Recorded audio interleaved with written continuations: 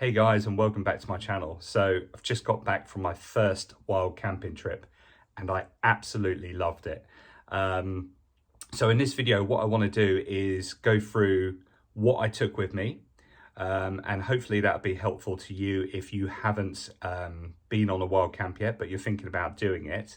But equally as well, those of you that are experienced wild campers, if you could help me with any equipment for future camps, and also try to reduce the weight, because my pack, I'm not going to lie, was heavy, but that might just be that I was just, erring on the side of caution and taking more than I probably needed. So let's jump straight in. So let's start with this, and this is the British Army DPM Bergan. It's a 80 litre main sack, and then I've gone for the one with side pouches, which add an extra 20 litres to the capacity, making it a 100 litre bag. I've had this for a while now actually, and it is really good. It's really strong, durable, which I guess it would be, right, because it's tried and tested with the British Army over the years. It is the older version. There is a newer MTP pattern, if you like that, but I got this for a great price off of eBay a few years ago, and I've used it quite a lot now. So you can get loads in there. You've got zips and pouches at the top and inside the hood as well. And yeah, what I also do is just put a liner in there. So that's that. So moving on to the tent, and I took the Wild Country Helm Compact one. It was my first outing with this, and I must say that this tent is absolutely amazing.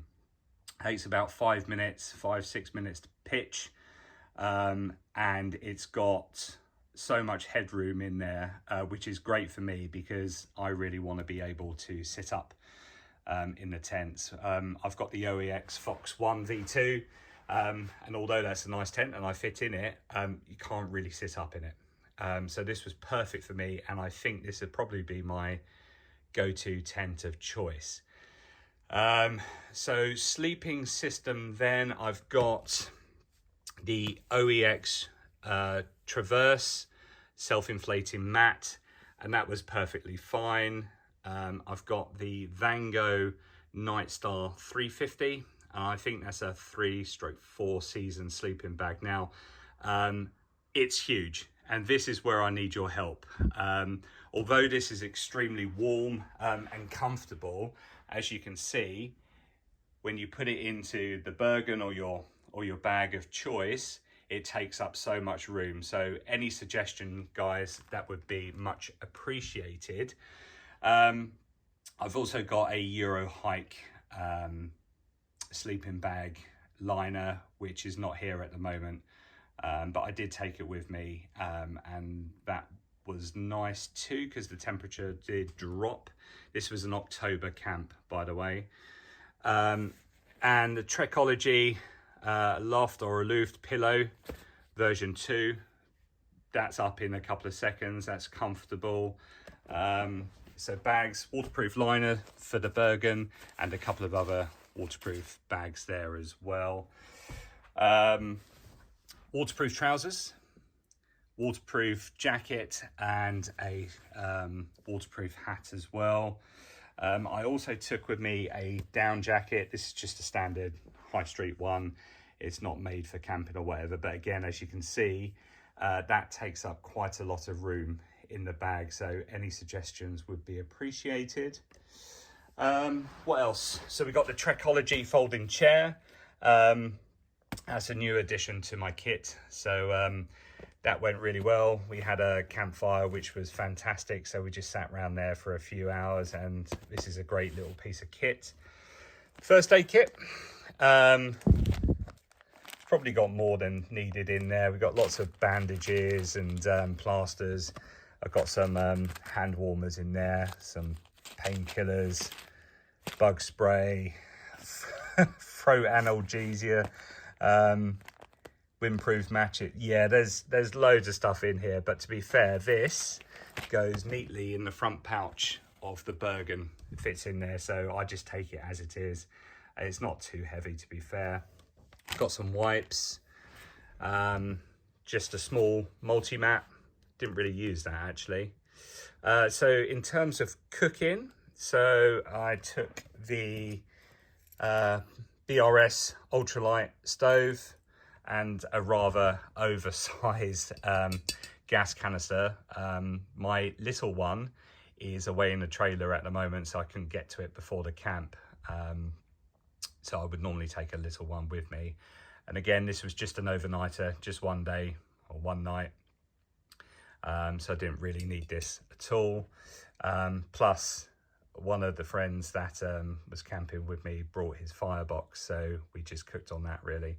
But I tend to always like to take a backup stove with me as well. Titanium, Amazon copy, Chinese copies or whatever of the titanium cooking pots. I think that's a 500 ml and that's a 350. I've got cloth and just a small mess tin. Tea bags, nighttime tea bag there, hot chocolate, and with food, Wayfarer chili and rice, and then the fire pot baked apple porridge. Water, I took 1.5 litre bottle, 1 litre, another 500, and a cider as well. Actually, there were 2 of these that I took with me, and that was absolutely fine. I didn't use all the water, so I probably took more than was required. Oh yeah, titanium long-handled Spork, Windbreak for the gas stove, and a selection of torches. Got my main head torch here. I really like this one. Backup, and then I normally have this hanging up in the tent, and just a spare one. Now again, these do add weight to it. I probably didn't need it. That was perfectly fine for sort of 4 or 5 hours constant use. That was absolutely fine, no problems there. And just a few sort of disposable bags for rubbish, etc. Now this was everything that went into the Bergan, and it absolutely filled it to the seams. I had to really pack it down and strap it using the compression straps, both on the side and at the front as well.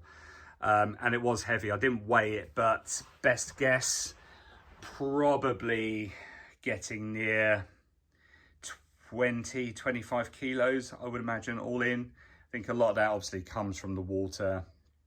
And although I've got some lightweight materials, there are some heavier things in here. Again, a sleeping bag takes up a lot of room, the down jacket as well. And actually that is quite heavy. But yeah, I mean, I managed to wait, didn't do any real distance in terms of walking to the camp. So that might have been a different story. So yeah, that's what I took, and hopefully that's helpful to you. But it would be nice if any experienced wild campers could just leave a comment below as to, you know, kind of things that they take for autumn/winter camps. Any suggestions on trying to remove the weight. As I said, I think I just took more than I needed to, really. It was my first one, and I just wanted to make sure. I guess with experience, I will learn to pack lightly. So yeah, any suggestions that you have would be greatly appreciated. Any people that are thinking about wild camping, my advice to you is just do it. Absolutely go out and do it. Even, you know, if it's a solo one or with another wild camper or friends, etc., just go and do it, and I'm sure you'll enjoy it.